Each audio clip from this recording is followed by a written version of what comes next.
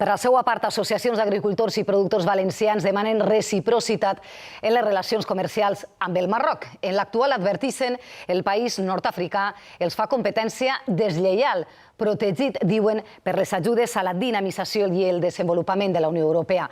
En els últims 10 anys, les vendes de taronges marroquines a Europa s'ha incrementat en un 50%.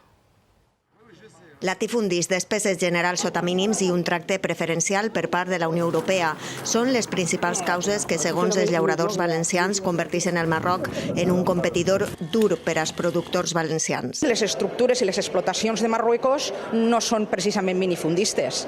Entonces és una competència dura. Només en els últims 10 anys les exportacions de taronges marroquines a Europa ha crescut un 10% i un 30% la de tomàquets, una tendència que va a l'alça. Quan a Marruecos li se sume l'augment extraordinari que està donant-se en Egipte, ens pot perjudicar tremendament.